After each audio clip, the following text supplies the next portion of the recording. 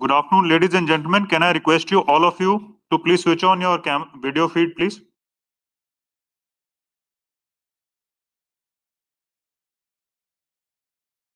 छोटा मोहित मैंने कहा था पानी पानी अभी तुम अपने पास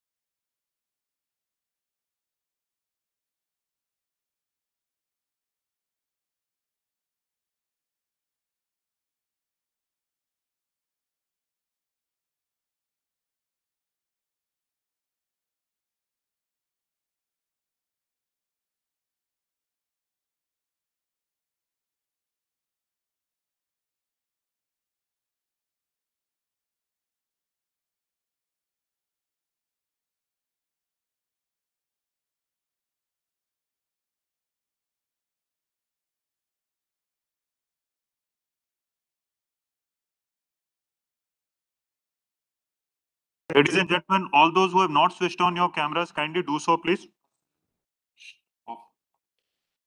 Mute, mute, mute.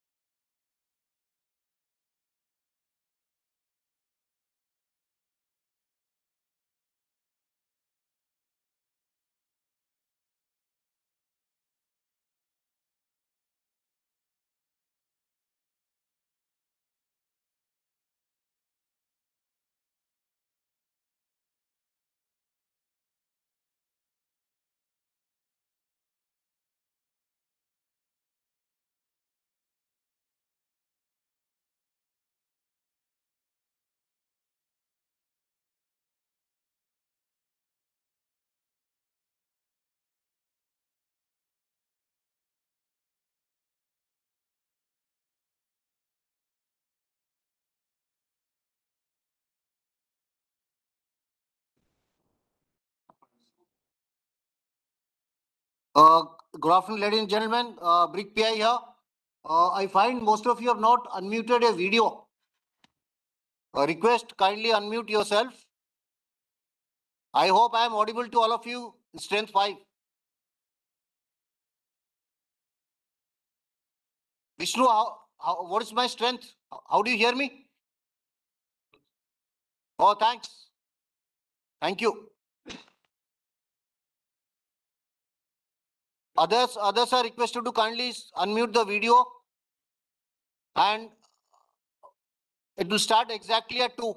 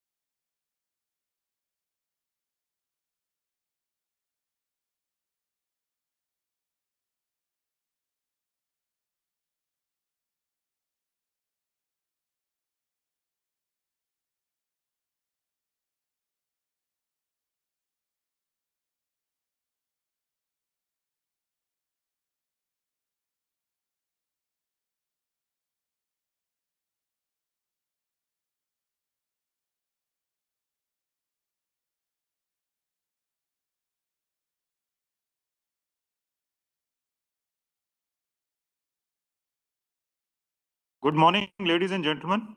On behalf of the Chief of the Army Staff, I welcome you all to the Army Day Annual Press Conference 2022. As you are aware, we are following a different format and meeting virtually today due to the intensifying COVID-19 situation. Though we would have been honored to host you physically, like we did so on many previous occasions, the current scenario precludes this from happening. Without further ado, may I now request the Chief of the Army Staff to deliver his opening statement. Thank you. Jai Hind and a very good afternoon to you all and a happy new year too. My warm greetings and best wishes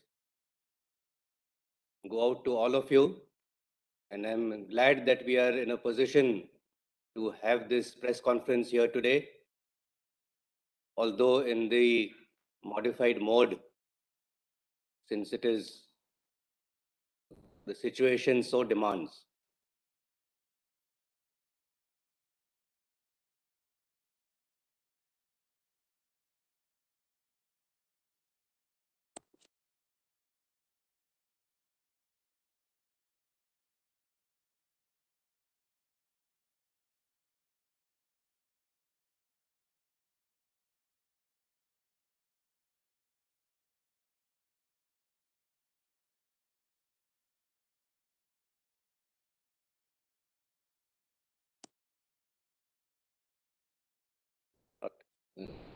Sorry for that technical glitch. We are also using this format for the first time. So once again, a very good afternoon, and thank you for all of you for being here for this annual Army Day press conference.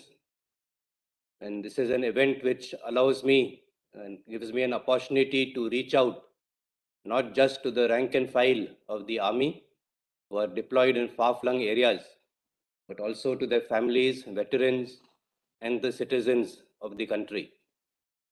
I look forward to a constructive and fruitful interaction. I would like to start today's proceedings by giving an overview, highlighting some salient yet contemporary issues. If you recall the situation as it existed last January, I think we can say that since then, there have been positive developments both along our northern and western borders. On the northern borders, we have continued to maintain the highest levels of operational preparedness, while at the same time engaging with the PLA through dialogue. After persistent joint efforts, mutual disengagement has occurred at many locations, of which I have been telling you from time to time. So that definitely is a very positive thing that has happened over the last 1 year. As we speak, the 14th round of the Corps Commander level talks are underway, and I'm hopeful that you shall see further development in the days ahead. But while we say that, while there has been partial disengagement, the threat has by no means reduced, and the post levels are more or less the same, and from our side, they have been enhanced. The threat assessment and internal deliberations that we have carried out from time to time have resulted in some reorganization and realignment of forces in keeping with the Army's mandate of ensuring our territorial integrity. And this also caters for the major augmentation that has taken place in the PLA's forces and their infrastructure. While we will continue to deal with the PLA in a firm and resolute manner, necessary safeguards are in place to take care of any contingency. Upgradation and development of infrastructure along the northern borders is also being carried out in a holistic and comprehensive manner. This includes roads, tunnels, all-weather connectivity, strategic railway lines, additional bridges across the Brahmaputra, storage facilities for fuel, oil, lubricants, supplies. So it is an all-round holistic development. Side by side, major efforts have also been undertaken to see what all dual use infrastructure is there, which can be made use of, which is available in the civil domain. The Western Front along the line of control, after a heightened situation for a long period, the DGMO's understanding in February last year was aimed at achieving a mutually beneficial and sustainable peace. Resultantly, the situation has seen a marked improvement. But notwithstanding that, there is an increase in concentration of terrorists in various launch pads, and there have been repeated attempts at infiltration across the LC. And needless to say, this once again exposes the nefarious designs of our Western neighbor. But we on our part have resolved to show zero tolerance for terror, and we have committed ourselves to extract dire costs should that be forced upon us. In Jammu and Kashmir, the whole of government approach has led to a progressive improvement in the security situation.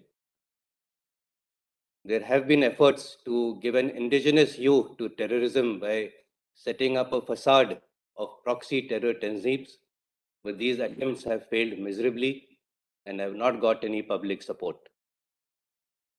Various other inimical elements re-energize their attempts at disrupting peace in the valley, mainly by trying to target minorities, non-locals, migrant labor, and so on. However, this also has not succeeded very much, and we have been able to counter these challenges also. In the Northeast, the overall security situation is under control. A robust security posture has significantly curtailed the operation space for terrorists. And in keeping with the improved situation, there has been a graduated de-induction of army units where the situation has improved and they have now free to concentrate on their primary task. On the India-Myanmar border, this is an important facet of our security calculus. Due impetus is being given to the border guarding role by the Assam Rifles. And here we do intend to progressively increase the number of Assam Rifle battalions deployed for border guarding of this very important India-Myanmar border. In the Northeast again, the regrettable incident which happened in Oting in Nagaland on 4th of December is being thoroughly investigated. We remain committed to the security of our countrymen, even during the conduct of operations.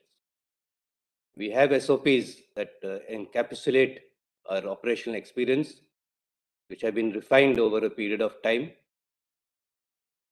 and appropriate action will be taken and corrective measures instituted to further refine these, based, of course, on the outcome of the investigation. Overall, in line with our operational realities, we have undertaken a reorganization and rebalancing of our forces. Reorientation of additional forces to the northern borders has been carried out, while retaining our capability for punitive strikes on the Western Front. Force restructuring, which is a very important facet for enhanced operational effectiveness and resultant structural optimization through the creation of integrated battle groups, is proceeding well. The IBGization, if I may call it that, of select formations along the western and northern borders will soon come to fruition. In line with our collective efforts towards greater synergy and integration for the establishment of Theatre Command, we on our part are carrying out our deliberations in consultation with the other two services, in line and keeping in mind the timelines which have been given to us by headquarter IDS. We, that is the Indian Army, stand fully committed to jointness and synergy. There has also been a sustained and coordinated effort towards capability enhancement. The crisis on the northern borders gave us an opportunity to fast track our infrastructure development and undertake doctrinal reviews and make up various operational voids which had been existing through emergency and fast-track procurements. While doing all this, the Indian Army, we are committed to the Atmanirbhar Bharat Abhiyan, and we have prioritized our procurements so that maximum of this should go to the Indian industry. And at the same time, we are also hand-holding numerous indigenization projects, right from the design and development stage, right to the trials and their induction into the Army. For example, in the current financial year, out of the 20 AONs which were granted, 19 are in the Buy Indian category. We have also taken very significant steps on leveraging artificial intelligence, 5G, quantum technology to gain an edge over our likely adversaries and for better management of forces. The Indian Army's participation, of course, in various peacekeeping operations worldwide has ensured peace in various parts of the world and has helped us as a nation to carve a niche for ourselves in UN affairs. And as of now, we have more than 5,300 personnel deployed in 8 UN missions in various parts of the globe. Side by side, there has also been a lot of considerable, I would say, increase in the defense cooperation activities that we have been undertaking with our friendly foreign countries. And owing to our high standards of training, professional expertise, and the reliable defense technology that we have, more and more foreign countries have shown interest in engaging with us. And when required, we have walked that extra mile to accommodate the requests, especially from our immediate neighbors. We have also undertaken joint HADR exercises to synergize our efforts and resources. We recently concluded the PANEX 21 exercise for BIMSTEC countries in December 2021 at Pune. And earlier last year, in November, we had the exercise Konkan Shakti with the United Kingdom. And both these exercises were against the backdrop of a pandemic scenario. As far as our men are concerned, there has been a concerted effort in the field of human resource management, including meeting the aspirations of women officers. And in order to provide equal opportunities to them, not only have they been granted permanent commission in line with their main counterparts, but they can also aspire to attain higher ranks within the armed forces, and with that, shoulder higher responsibilities also. And the permanent commission, grant of permanent commission to the officers of the junior batches, that process is also underway, as are the preparations to induct women cadets into the National Defense Academy from June 2022. As I mentioned earlier, the first batch of women soldiers who we had taken in the Corps of Military Police have not only finished the training, but have also joined the units and are performing exceedingly well. All these are major developments towards women empowerment in the Army. There has also been a special focus on the welfare of our veterans and families, more so at the time of the pandemic. Our outreach programs and campaigns to veterans and Veer Naris, especially those who were in distant parts of the country, far-flung corners, and are reaching out to them, ensured a settlement of a large number of their problems. And we shall continue, of course, to build on these efforts. Towards the end, I would like to acknowledge the support of the media to the Indian Army. You have ventured into challenging areas, often at great risk, and valor and tales of valor and sacrifice of our soldiers to the nation. Your reports from active operational areas have created better awareness among the citizens of our country of the challenges and the threats that we face. And these reports, I dare say, and from the feedback which I have received, have invariably led to a feeling of greater respect for the soldiers in uniform. And it is also an acknowledgement of the role that we, the uniformed fraternity, play in keeping the nation safe and secure. But more than that, as conscience keepers of the nation, you have also highlighted areas where we need greater focus. And these have been part of the constructive feedback that we have received and which every organization requires to grow and become stronger. And for that, we are all very grateful. And the military and the media both have a significant role to play, along with other pillars of the state in building a strong nation. And towards that end, I look forward to a very strong and continued partnership between the two of us, the media and the military, in the times to come.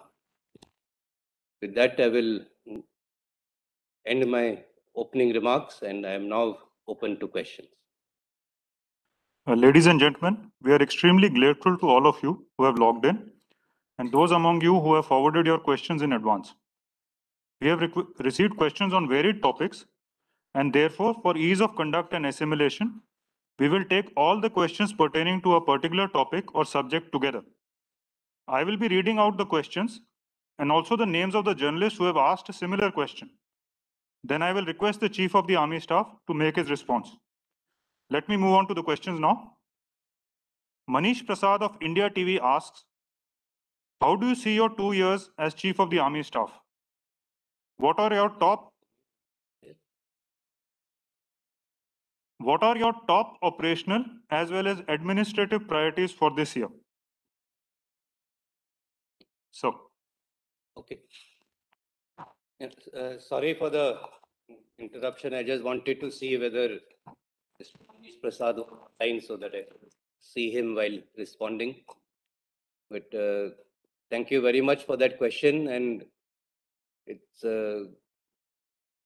really 2 years have gone by in a flash, 24 months. When I took over, I was the 28th chief of the army, and I had 28 months to go. And already 24 months have gone, and I'm already in the last quarter of my tenure. It's unbelievable how time flies. But yes, the last 2 years have been extremely challenging, not only because of the COVID issue, but also because of the situation on the northern borders. And I dare say that our reaction and response to both these challenges was very robust, and we as an army have acquitted ourselves extremely well. As far as the COVID situation is concerned, I think our response to that, right from force preservation to augmentation of our capabilities, was very timely, and that enabled us to be prepared when the situation so demanded to be firm and have the required numbers to guard our borders, both the northern and western borders. And that did help to deal with the situation in eastern Ladakh as it developed. But as I said, I think that is a very important, these two things I would say is what occupied us and me personally for the last 2 years. However, I do feel that I could have done much more had the COVID thing not been there, because of the curtailment on movements and on the curtailment of various activities. I was not able to go out as much as I would have liked to the forward areas, to meet the men, to take part in various exercises with troops and be with them at the cutting edge, at the places where they were doing their jobs. As I said, that's part of the game and the challenges which come up from time to time. But I think we have been able to meet these twin challenges of COVID and Eastern Ladakh, and yet at the same time also meet the challenge on the Western front of proxy war. So the last 2 years, I think we have acquitted ourselves very well as an organization and done whatever has been expected of us as an army to safeguard the interests of the nation. We now have a set of questions on the situations along the northern borders and China. The first question on the topic is on our preparedness along the northern borders, and this is by Ajit Dubey of Asian News International. A similar question has also been asked by Madhurendra Kumar of News Nation and Vedika Sood of CNN International. The question is, what is the present situation on the northern borders? A lot of new equipment has been inducted into the eastern Ladakh sector, while a lot of new purchases have also been made. Can you tell us how has the Indian Army emerged as a better prepared force through this conflict? Well, I have been speaking to most of you all on the situation in eastern Ladakh, how it developed, and in what ways we have been. And I think it is very clear that the Army's response to the Chinese attempts to unilaterally change the status quo were very robust, and we were able to thwart this design. As I mentioned earlier, this also gave us an opportunity to review our operational plans, and based on that, a lot of activities were undertaken to augment our capabilities, not only in eastern Ladakh, but all along the northern front. We were not just focusing ourselves on one side, but we took a very holistic view of the entire northern front. And to that end, it is not only augmentation of forces, but augmentation of infrastructure, weapons, equipment. And I dare say that in the last year and a half, our capabilities have increased manyfold as far as our northern front is concerned. We have inducted additional troops. We have made various infrastructure and billeting facilities for as many as 25,000 additional troops which had gone into that area. It is not only billeting, but roads, tunnels, as I mentioned in my opening remarks, facilities for storage of ammunition and FOL, additional facilities to cater for any more increments that might take place in times to come. So all of these have been part of the efforts that we have made in the last year or so. And because of all that that we have done, I think we are in a much better position than we were a year and a half ago, and also much better prepared to meet any challenge that is thrown up in the future. The next question pertains to the present status of the standoff and is asked by Srinjoy Chaudhary of Times Now and Krishan Kaushik of Indian Express. The question is, what is the position on the line of control in the following areas? PP15, Demchok, and Depsang. And what are your expectations of the talks today? Well, the talks have been ongoing for a long time, and the 14th round of talks is presently underway. As you're aware that it is a good thing that talks are going on. It shows that we can resolve our differences through dialogue, and that is why this mechanism is very important. The fourth and fifth round of talks resulted in resolving the issue at PP14. Thereafter, a number of other rounds took place, and by the 9th and 10th round, we were able to resolve the issues in the north and south bank of Pengangso, as also the Kailash ranges. Thereafter, with another couple of rounds, that is by the time of the 12th round, we were able to also resolve the issue at PP17. What I'm trying to show is that we have to keep talking to each other. And every time we talk to each other, we understand each other's viewpoints. We understand the perceptions, the differences. And every time we have this dialogue, those differences keep getting narrowed down. And then we reached a consensus and an agreement. And an agreement which is based on mutual and equitable security, and an agreement and our understanding which is acceptable to both sides, which is a win-win. and therefore a number of rounds of these talks take place. But to expect that every round will have an outcome is also quite unreasonable. Number of rounds would be required to deal with this situation and resolve them one at a time. So in this series of talks that are going on, we are hopeful that we'll be able to resolve the issues at PP 17, and once correction at PP 15, which is the one which is pending as of now. And once that is done, we will go on to the other issues which predate the current standoff. We are hopeful that that too will be get resolved from time to time. As far as the current round is concerned, both sides have made their opening remarks, and after a short break, they have not now got down to discussing the specific agendas for the meeting, but I do not have any update on that as yet. But as I mentioned, what is important is that we are talking to each other, and during these talks, it is not only at the military level, but it has been a whole of nation effort. Talks have happened at the political level between respective defense and foreign ministers. Talks have happened at the diplomatic level. And of course, they're happening at the military level too.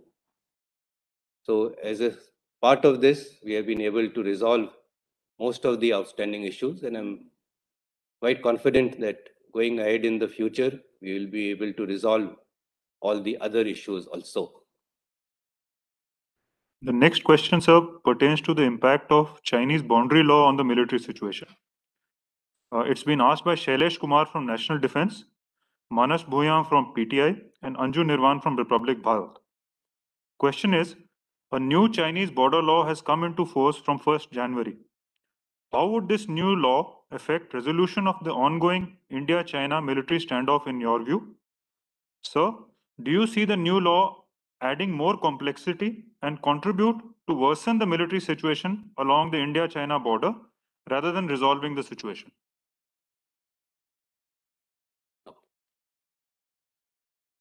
As far as this new border law is concerned, I think our MEA has made it evidently clear that this law will have no bearing on our bilateral relations and that we do not accept it as such. We have many other agreements and protocols which predate this new law which they have passed, and any law as such which does not have which is not binding on other countries and which is not legally tenable and is not in keeping with the agreements that we have had in the past, obviously cannot be binding on us. As far as the military ramifications are concerned, we are still looking into that aspect. But should there be any military ramification and should there be any likely fallout in the military domain, as I've said, that with whatever steps we have taken and the rebalancings that we have carried out, any such fallout, I think we are more than adequately prepared to deal with it. The question now pertains to possibility of permanent deployment in Eastern Ladakh. And the journalists who have asked this are Mayank Singh from New Indian Express, Rajat Pandit from Times of India, and Poonam Pandey from Navbharat Times. The question is, with China building permanent infrastructure along Eastern Ladakh, is a permanent deployment in their mind? If not, when do you think the de-escalation will take place? I think it is quite clear, and I think the MEA also made reference to it when they said that the amassing of large forces by the Chinese in Eastern Ladakh is the root cause of this situation which developed. But now that they are there and they have made a lot of infrastructure, it remains to be seen whether they will permanently station themselves there, garrison themselves there, or whether they would be amenable to some kind of de-induction in times to come. But as far as the situation is concerned, you have to realize that it would have to follow a few well laid out steps. That is, first, the disengagement has to happen from the friction areas. And once that disengagement happens, then we can think of a little bit of de-escalation.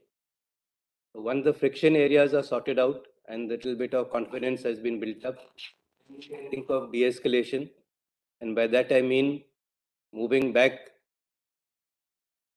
from being bang on the LAC to areas in depth, but remaining within that general area.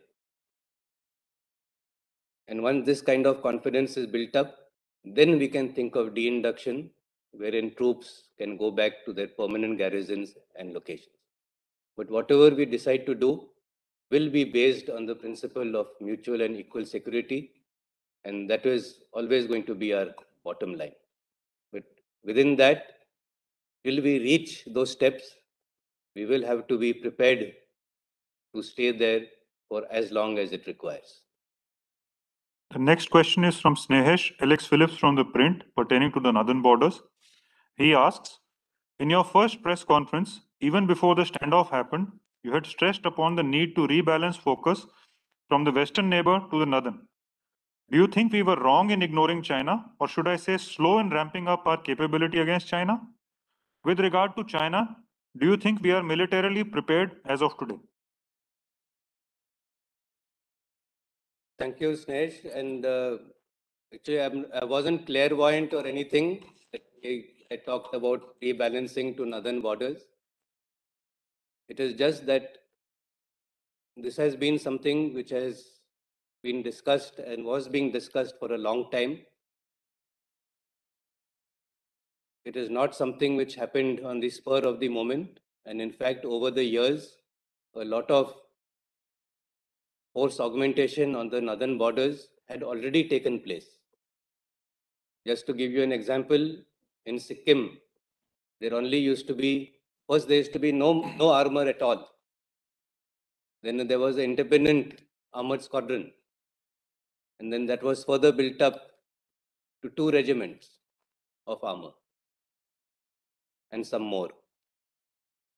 So force augmentation and little bit of rebalancing to the northern borders was always being carried out, but possibly it was being carried out in smaller numbers at unit level, and it didn't perhaps come into focus. But we have always been cognizant of the dual threat that we face, both on the northern front and the western front, and we have always been reviewing our operational plans. It shows that we are a very dynamic army who keep reviewing our plans and we keep making adjustments accordingly. And I think credit for that goes to everyone, right from the man who's on the front line, who realizes what the situation is and how the dynamics are changing, and the feedback that we keep receiving from our troops and the commanders on ground, based on which the overall strategy is formalized at the command and the army headquarters level, and then these redeployments that happen from time to time. I won't say that it has happened only because of the situation that developed. This is a very continuous and ongoing process, and these kind of operational reviews based on the changing threat perceptions will continue to happen, and based on that, our deployments also will keep changing. The next question on the same theme is from Shreya Dondial, CNN News 18, Sudhir Ranjan Sen, Bloomberg, and Pawan Bali of the Asian Age. They ask, could we see an escalation of hostilities in eastern Ladakh or along the LAC? And under what circumstances will that escalation come? I think we have discussed the northern borders and China quite a bit already. The situation is stable and under control. As I mentioned, the talks are underway, and while the talks are underway, there is always hope that through dialogue, we will be able to resolve our differences. what happens and whether a situation escalates or not is very difficult to foretell or to predict. But with whatever we have done so far, we are in a position to meet whatever is thrown at us in the future. And of that, I can assure you very confidently. And war is also always, or conflict is always an instrument of last resort. But if resorted to, we will come out victorious. Another question on China is from Rajiv Ranjan, NDTV India, and Sumit Chaudhary, TV9. They ask, China as a matter of routine has started acting aggressively towards India despite friendly overtures from us, such as they have built a bridge or settled villages in disputed areas. What is your take on this? I think I mentioned earlier also that infrastructure development is being carried out by them.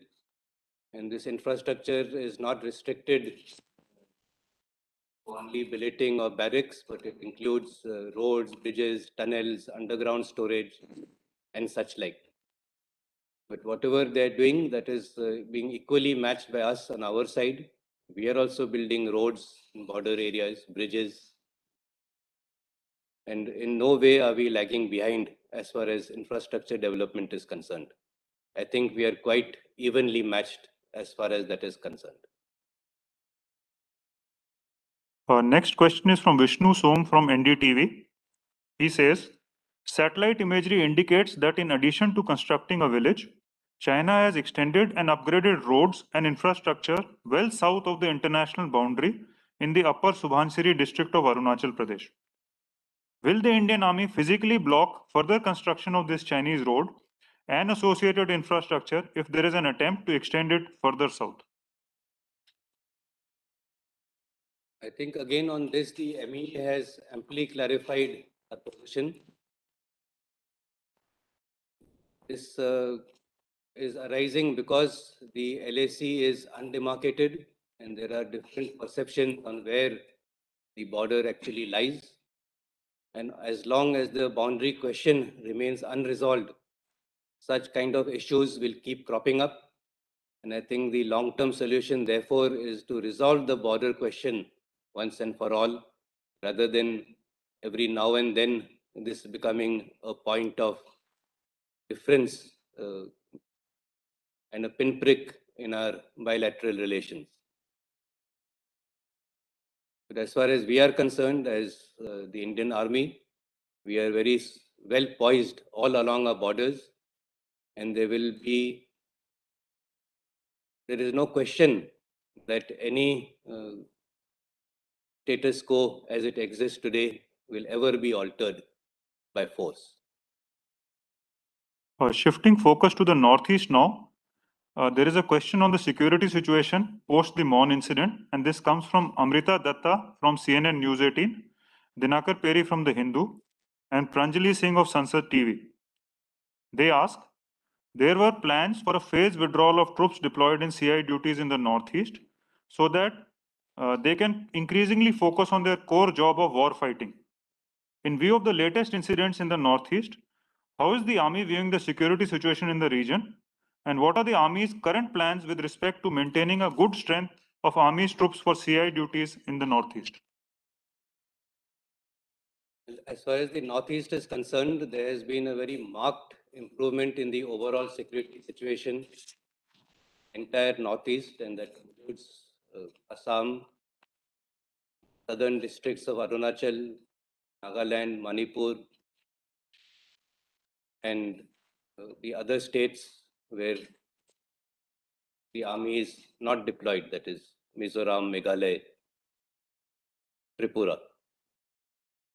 And as a result of this improved security situation, we have been able to disengage a number of our formations which were involved in CICT operations in these states, especially in Manipur and in Assam.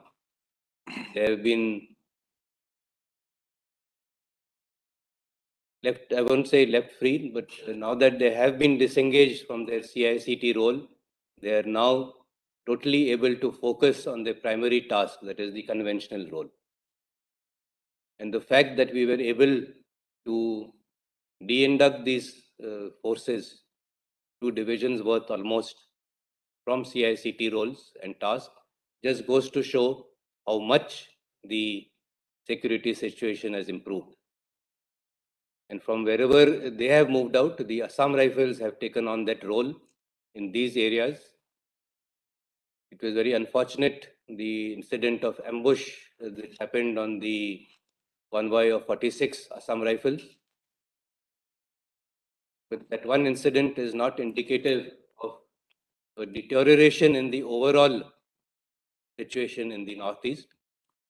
And we have taken whatever actions were required to deal with that. But yes, the bottom line is that the situation in the Northeast has improved manifold. The next question on the Mon incident inquiry is from Abhishek Bhalla, India Today TV. He says, will the army personnel get any protection under AFSPA in the Nagaland killings of civilians? And what is the status of the inquiry in the incident? Well, I would like to say that right at the outset that the incident which happened at Oting in Nagaland on 6th of December is highly regrettable. In the aftermath of the incident, the Eastern Command was quick in ordering an inquiry, is headed by an officer of 2-star level, Major General. That inquiry is in its final stages, and I expect that the findings would be submitted in a day or two. Apart from the Army inquiry, SIT has also been constituted to inquire into the same incident, and we have been cooperating fully with the SIT, and both the Court of Inquiry and the SIT are taking the statements from the wide cross-section of the people who were involved so that we can come to a greater understanding of what has happened. And based on the findings of the inquiry, appropriate action will be taken. And I would like to clarify that the law of the land is paramount. And we will always uphold that and take action as deemed, as required in upholding the law of the land. Shifting focus now to Pakistan, I move on to question number 14, which pertains to the current situation along the LC post the ceasefire. Anish Kumar Singh of Asianet News asks, what is the current situation along the border areas post reiteration of the ceasefire agreement with the Pakistan Army? Can you repeat the question? I'll repeat the question, sir. Anish Kumar Singh of Asianet News asks, what is the current situation along the border areas post reiteration of the ceasefire agreement with the Pakistan armies? Well, as you know that in February last year, we were able to reach an understanding the Pakistan side.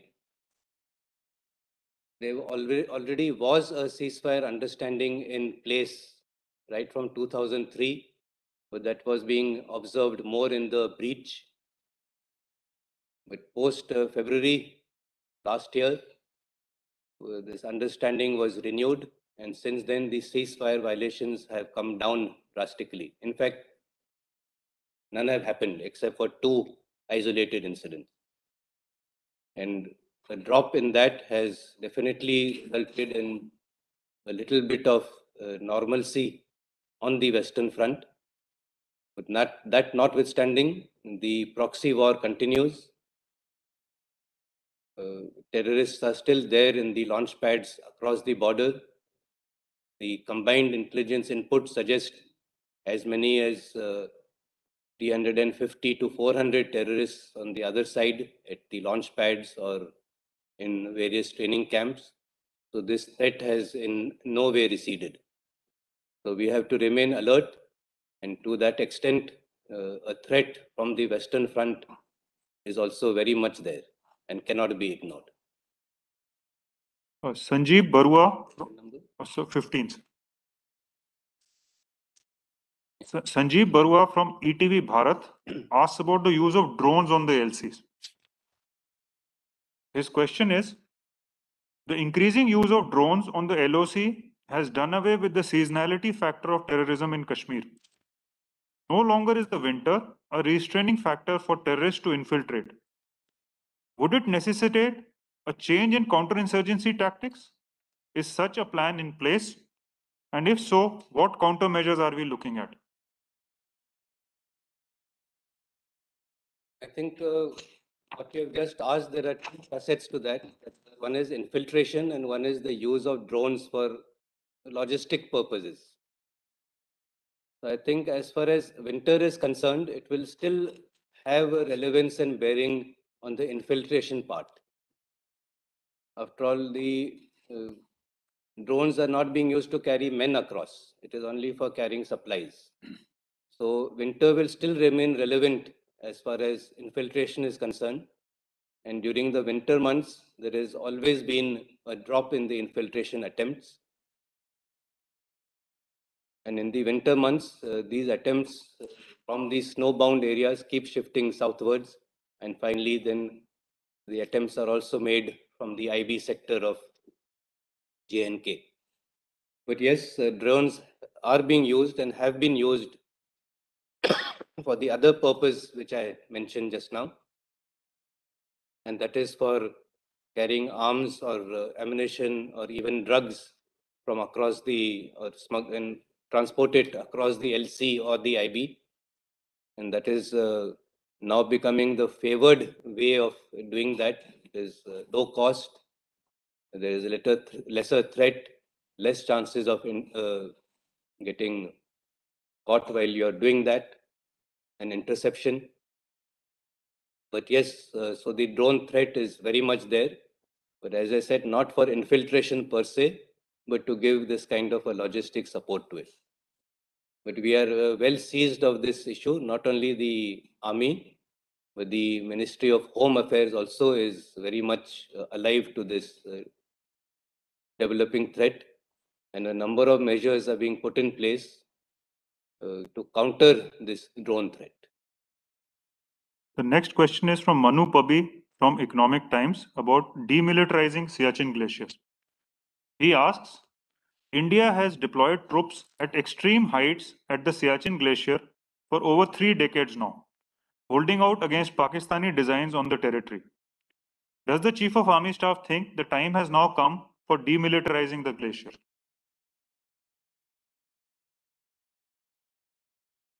As you all know, this situation, Siachen Glacier, occurred once again because of unilateral attempts by Pakistan to change the status quo. The LC had been delineated to a point which is known as NJ 9842, and thereafter it was understanding that it would remain unoccupied. But since they made an attempt to occupy it, we were also forced to take our countermeasures. And now both sides are face to face all along the Siachen Glacier. We are not averse to demilitarization of the Siachen Glacier, but a precondition of that is to accept the AGPL, that is the actual ground position line. The Pakistan has to accept what are their positions, accept what are our positions, and both of us have to sign on the dotted line before any kind of disengagement takes place.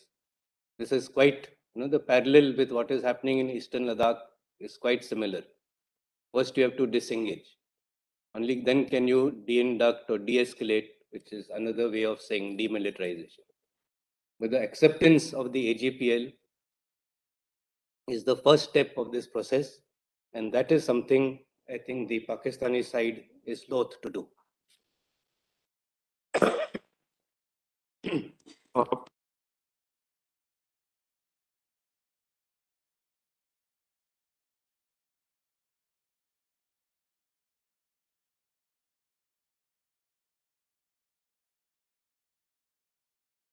Permanent seat in the UN Security Council, is the Indian Army planning to subscribe to additional deployments under the UN banner? I think I did mention in my opening remarks that India is a significant contributor to UN peacekeeping missions abroad. and we have 5,300 plus personnel deployed in 8 UN peacekeeping missions. Over the years, we have contributed more than 2 lakh troops for various peacekeeping missions.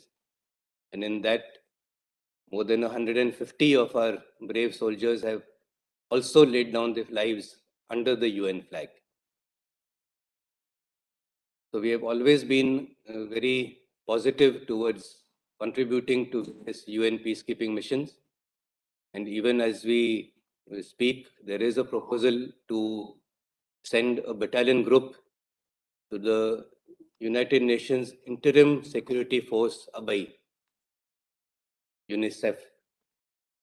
And if all goes well, COVID restrictions permitting, this battalion group should be moving out within the next month or so. If any additional requests or recommendations come, we will look at those also in a very positive manner, especially if it is concerning the Central African Republic, where again there is scope of deploying the UN. Yes, we are very much open to taking on our responsibilities as far as UN peacekeeping missions are concerned. Neelam Matthews from Shepherd Media has a question on swarm drones. She asks, could you kindly elaborate the use and need for swarm drones? What numbers is the Army looking at? Is that a priority? There is talk that we are still at a nascent stage compared to our unfriendly neighbors, including Pakistan and China. As far as the need is or use is concerned, it is a emerging technology. So we have to stay abreast with emerging technologies and see how these fit in the overall security calculus. All of you all are aware that in the Army Day parade last year, we had done a demonstration of a swarm drone and of how they can be used in the autonomous mode to take on various targets. So this is an emerging technology, and therefore we have to stay abreast with that and see how we can also leverage this to enhance our operational preparedness. So yes, we are going ahead.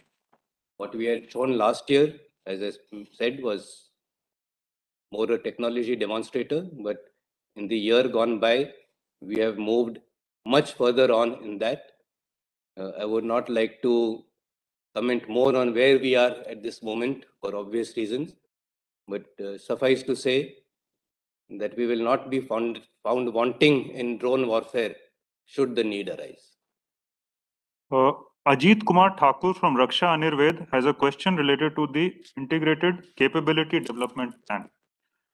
He says that the 10-year Integrated Capability Development Plan is being formulated by the Department of Military Affairs.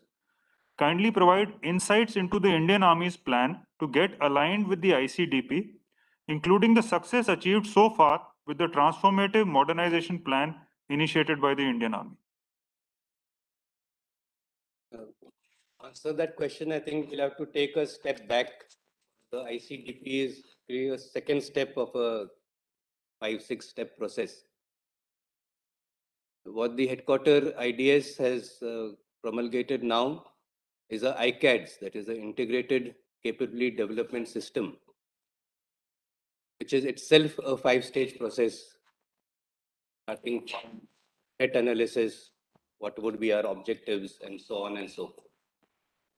And once that is formulated, then we will come on to the Integrated Capability Development Plan. And once that is done, then the step 3 of this would then be 2 5-year defense capability acquisition plans. So this is how it will flow. This is something new that is being tried out under the aegis of headquarter IDS. We are still at the ICAD stage, formulating the mission objectives and the capabilities that we would like to have without going into specific numbers. And this has been being done so that the capabilities that we have to acquire are seen holistically as a threat from one country or from one border, and not as individual service specific threats. And that is how it is going to unfold. This is quite different from what we had in the past, where we had a LTIPP, a long-term integrated perspective plan, in which the services individually made their long-term perspective plans and gave it to headquarter IDS, who then merged it together to make it into a long-term integrated perspective plan. So the integration was just actually a collation of the individual service requirements. So that was a very bottom-up approach, which did not have the required degree of synergy and consideration and collaboration between the services. But now this new process which has been formulated will be top down. First, we'll see what are the threats, what are the capabilities that are required to be achieved, and to achieve that end, then what are the ways and means that would be required. So that is a major difference, and I'm sure that will add a lot of capabilities across all the three services in a very synergized manner, and will also result in a considerable amount of savings, since we will be acquiring things in a coordinated manner. So we've got about 5 minutes left, and we'll be able to take about 2 or 3 questions. So we'll take 3 questions now. First is question number 20, sir. Quantum Labs and the role of Army Design Bureau. This is from Huma Siddiqui of the Financial Express. She asks, recently Quantum Labs was inaugurated. What is going to be the use of this lab? Is the Army Design Bureau involved in working on new technologies that can be used in future warfare? Well, recently, when my last visit to Mau, I had gone to their quantum and AI lab. This lab has been made by the MCTE in collaboration with the NSCS and with their blessings. And this is another emerging technological field that the Army is actively engaged in, quantum technologies and artificial intelligence. The lab is a combination of both. And I've always been saying that to meet the future challenges, the Indian Army will have to be a technologically empowered army. And this is yet another step in that direction. And when we talk of quantum technologies, it is the whole array. It is quantum cryptography, it is quantum computing, of course, it is quantum communications. If you have quantum communications, the communication systems that which you have will be almost impossible to jam. You have quantum random number generation. So there are so many fields in which these quantum technologies can be applied, and which will affect the entire the entire field of activity which the Indian Army is involved in. So that is where we are. And once again, I would like to assure that we are in no way lagging behind when it comes to being right there in state-of-the-art technologies and capabilities. I will now skip to question number 24, which pertains to future of theatre commands. And the question is asked by Manjeet Negi from Aaj Tak. He has asked that since the last 2 years, there has been substantial work done by CDS General Bipin Rawat towards creation of theatre commands. After the sad demise of General Rawat, what is your prognosis on the future of theatre commands?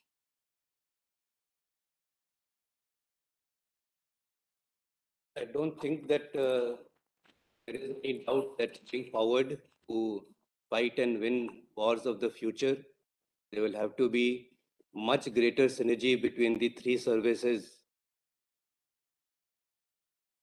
This was also one of the recommendations of the Kargil Review Committee. And it was based on that headquarter IDS was formed.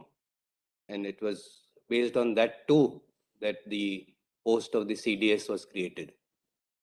All this just goes to show that the need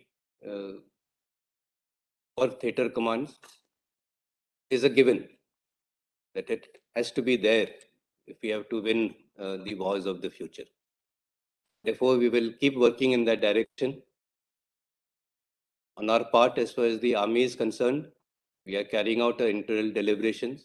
There has been one recently in Southwestern Command, where the representatives of the Air Force and Navy were also there, and their views have also been taken on what should be the way forward. And we will be giving our recommendations based on the timelines which were sort of indicated by headquarter IDS. There might be a few slippages in that timeline. We'll try to stick to it as much as possible. But of course, you have to realize that every country has its own set of threats and challenges. And therefore, whatever structures and organizations we arrive at will be India specific.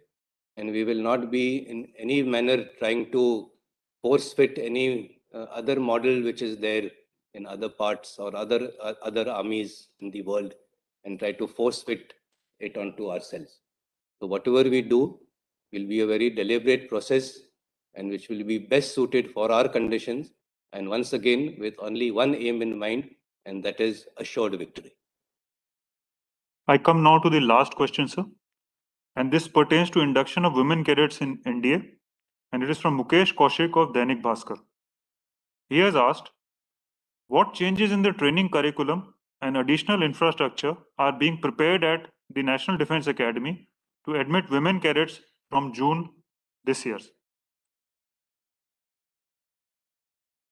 Actually, we have been having men trainees in the Army for quite long already. So the issue of admitting women cadets to NDA is actually not such a big deal. We have women cadets, lady cadets in the OTA Chennai for quite long now. So we are fully conversant with what are the requirements, whereas when it comes to training our budding women cadets and budding officers.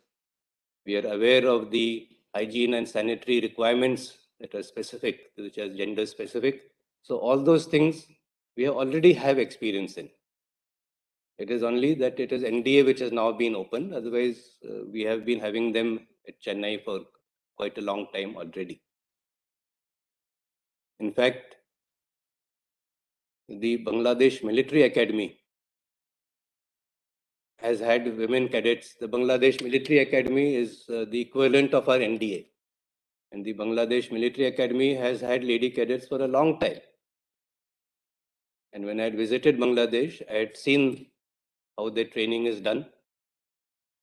And one of the questions I asked them was, is the training combined or is it different? And the commandant had said that no, except for the staying part, which is different, everything else is the same. The squads are the same, the PT is the same, the WT is the same, the endurance test is the same, everything is the same. And when I came back, since I was also GOC RTRAC, and at that time, OTA Chennai was under me, and I knew that the training is done separately. When I came back, the first order I passed was that all the training at OTA Chennai will be combined. So in Chennai also now, apart from the staying part, all the training is together. And that has resulted in a great improvement of standards, let me also say. Because the men cadets who were shamming are not trying to impress everyone else. And the lady cadets are also trying to match the standards of the men. It has led to an all-round improvement. So I think as an army, we are fully prepared to admit lady cadets not in the NDA. We know how it is done. And we will make sure that those gender-specific needs which are there are very well taken care of. I don't think this is an issue at all. And we as an army, we are very confident that we will be able to take care of them and give them full opportunities and meet the aspirations of theirs. Well, my ADG IC says that the time is up. I would have loved to take more questions, but other engagements are there. But I have to leave for that. Just to conclude, since I would be retiring later this year, as I said in the beginning, I'm already in the last quarter of my 28 months. I would like to take this opportunity to thank each and every one of you personally for the unstinted support you have given to me during my tenure. And I think my tenure as the chief and one of the best army in the world, I would say. And that is where I think I've been very fortunate and privileged and honored to have been given this command. So thank you again for everything, ladies and gentlemen. Thank you. Ladies and gentlemen, with this we come to the conclusion of today's press conference. It has been a sincere endeavor to include all the questions forwarded by you. Apologies to one or two which got left out. Wishing you and your near and dear ones safe times ahead. Jai Hind and thank you.